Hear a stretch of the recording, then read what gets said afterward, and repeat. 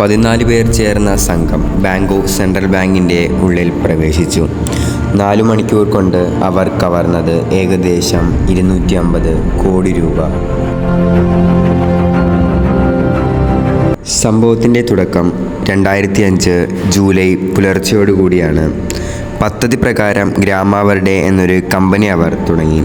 കമ്പനിയുടെ maintenance work ചെയ്യുന്നതായി വരുത്തി തീർത്തു. മറ്റുള്ളവർ അത് വിശ്വസിക്കുകയും ചെയ്തു. വെളുത്ത ട്രക്കുകൾ, ഹാർഡ് ഹെൽമെറ്റ് ധരിച്ച തൊഴിലാളികൾ. പുലർച്ചെ 7 മണിയോടെ അവർ ജോലിസ്ഥലത്തെത്തും. സന്ധ്യ 6 മണിയോടെ തിരിച്ചു മടങ്ങും. യാഥാർത്ഥ്യത്തിൽ അവർ മണ്ണിനടിയിൽ 20 അടി ആഴത്തിൽ ഒരു തുരങ്കം നിർമ്മിക്കുകയായിരുന്നു. ശബ്ദം പുറത്തേക്ക് പോകാതിരിക്കാൻ ജനറേറ്ററുകൾക്ക് സൈലൻസർ ഉണ്ടായിരുന്നു. കുഴിച്ചുമാറ്റിയ മണ്ണ് സ്ഥലത്തു നിന്ന് മാറ്റാൻ ഇരട്ടത്തറയുള്ള ട്രക്കുകളുണ്ടായിരുന്നു. എല്ലാം പദ്ധതി പ്രകാരം മുന്നോട്ട് നീങ്ങി. 4 ആഴ്ചകൾ പിന്നിട്ടു.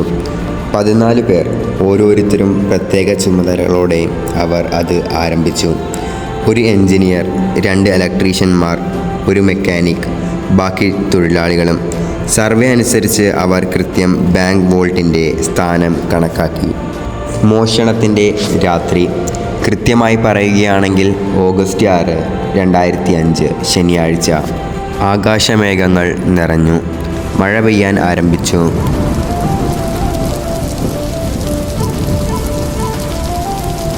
അത് അവരുടെ മോഷണത്തെ എളുപ്പമാക്കി. മഴയുടെ ശബ്ദം തുരങ്കം കുഴിക്കുന്നതിൻ്റെ ശബ്ദം കുറച്ചു. സമയം 10:45 ആയപ്പോൾ അവർക്ക് നിർദ്ദേശം വന്നു. സമയമെടുത്തു, തുടങ്ങാം. ലൈറ്റുകൾ ഓഫ് ചെയ്തു.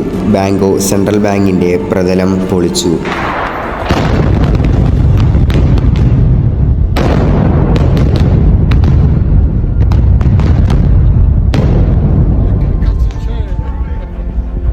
അതായിരുന്നു അവരുടെ പ്രവേശന വഴി. ഇത്രയും ആയപ്പോൾ സമയം ഏകദേശം 12:15 കഴിഞ്ഞിരുന്നു. ആർക്കും ഒന്നും പറ്റാതെ മുഴുവൻ പണവും എടുത്ത് പുറത്തെത്തണം. അതായിരുന്നു അവരുടെ ലക്ഷ്യം.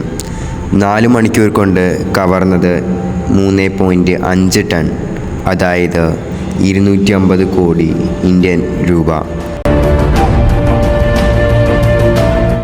അതുമായി അവർ പുറത്തെത്തി.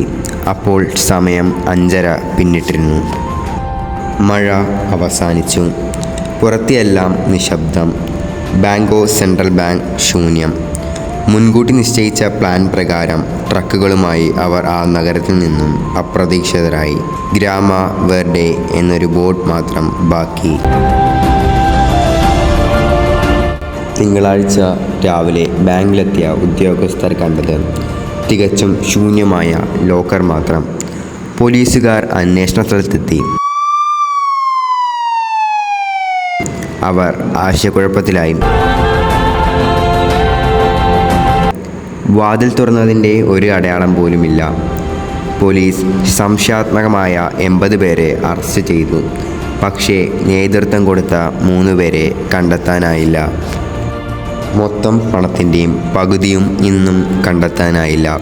പോലീസുകാർ അതിനെ വിളിച്ചു